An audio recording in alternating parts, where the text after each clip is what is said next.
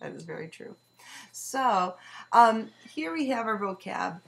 An improper fraction is where a numerator is greater than or equal to the denominator. So if you look here, if we practiced our skill, and you should all know how to add these fractions, we would have 5/4.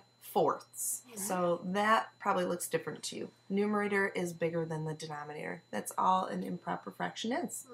All right, so what does it actually look like? 5/4 can look different ways depending on shapes.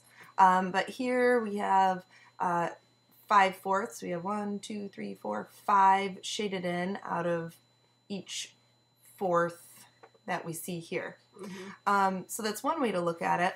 Another way, if you're looking at the fractions here, we have 1/4 plus 1/4 plus 1/4 plus 1/4. That's like this one whole, and you can see it here and you can see it right here, depending if you're still looking at fourths or this is one whole or one. So now we're breaking this up and we can say, well, this is 1 and 1/4. This is now a mixed number. And that is the second vocab word that we want you to jot down. A mixed number is just a mixture of a whole number and a fractional part or a fraction. So pause if you need to, and those are your two vocab words that you're going to look at. I think, too, if we click it again, I think it talks about how you say it. Yes. Yeah. And so you might have noticed when I was reading the slide before, I said 1 and 1.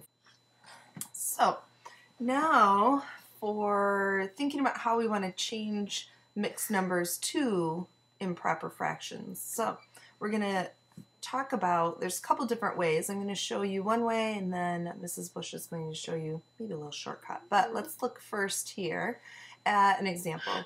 We have 2 and 3/4.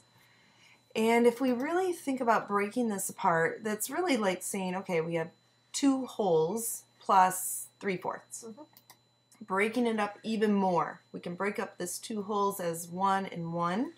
And what we were talking about before is that it can also be turned into a fraction, 4/4. And I want to choose 4/4 because we're dealing with fourths here. That's why we see 4/4 plus 4/4. That's the same thing. Now, if we added up all of these numerators, we would get 11/4.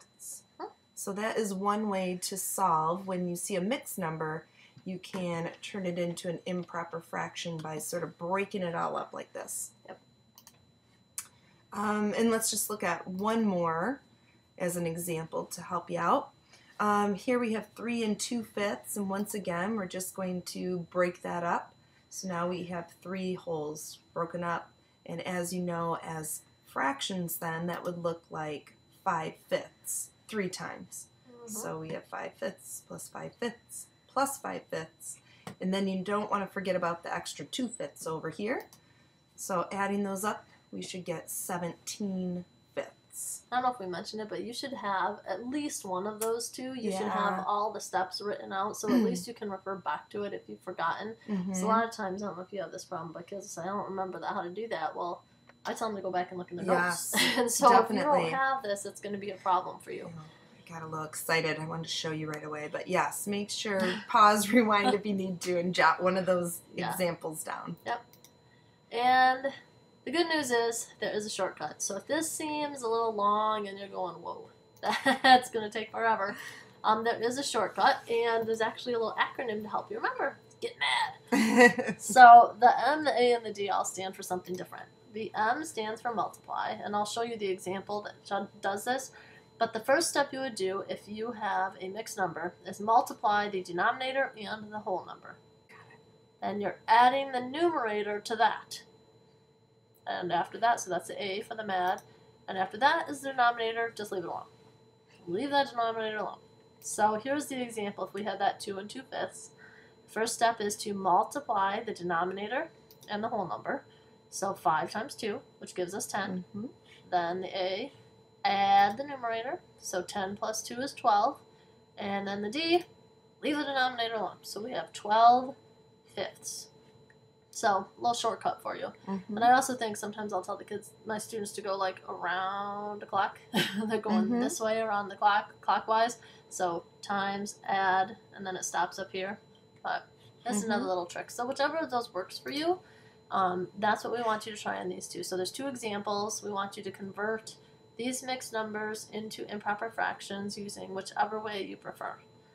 All right, so we're going to flip-flop in our minds here, and we are going to start with an improper fraction this time, try to get it into a mixed number. So let's say we have this fraction of 9/4.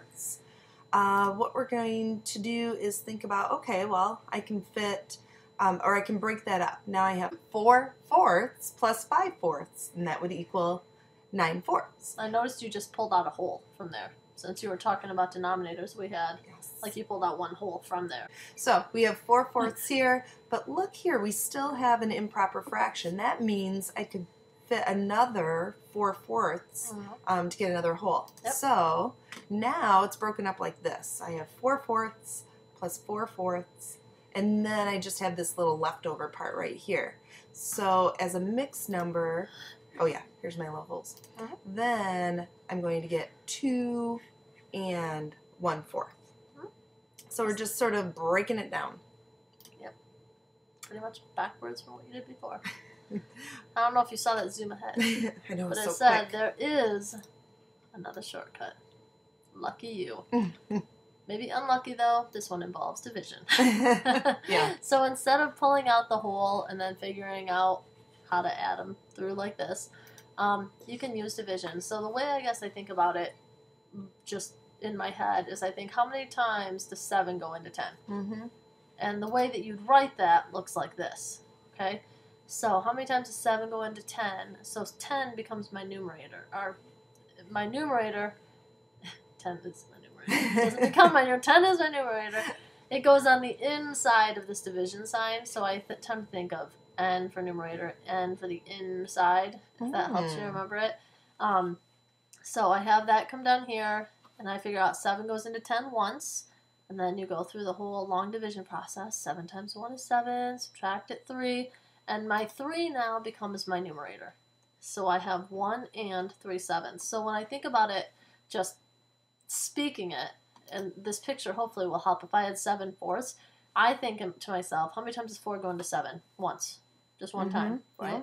So that becomes my whole number. Well, then how many are left? If 4 goes into 7 once, there's 3 more left. That becomes my numerator, and my denominator, again, just leave it alone. So there's those 2 ways. There's the sort of stretching it out, and then there's the way where you use division. All right, so now that we've shown you the way, it is your turn to pause, take a moment, and jot these down. And as you notice, we have improper fractions, so you're going to turn those into mixed numbers. So pause first, try these 2, and then we'll walk you through them. Yep.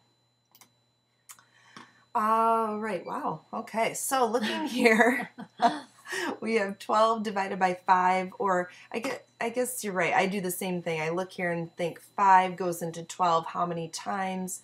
I can see 2 times, and I have 2 left over then. And so that is why our remainder now is the numerator. So we have 2 and 2/5 is our answer. So once again, looking here, let's break this down and explain it. We have 8 divided by 3, or how many times does 3 go into 8? I can see that it goes in 2 times, and once again I have 2 left over again. So that is why 2 is my numerator. So I have 2 and 2/3 now is my answer. So hopefully, pausing, you have the same answer. If you don't though, please look back at your notes or re-watch part of this video, because how we're going to end our video is by having you try these 2 on your own. So please re-watch if you need to. But and also, one more quick little thing.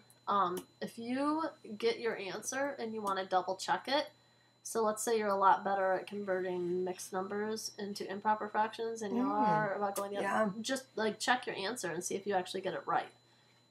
That's just another little good thing to do in math, is to double check your answers if you can.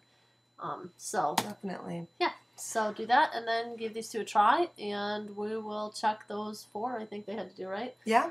Okay. Well, good luck. See you tomorrow.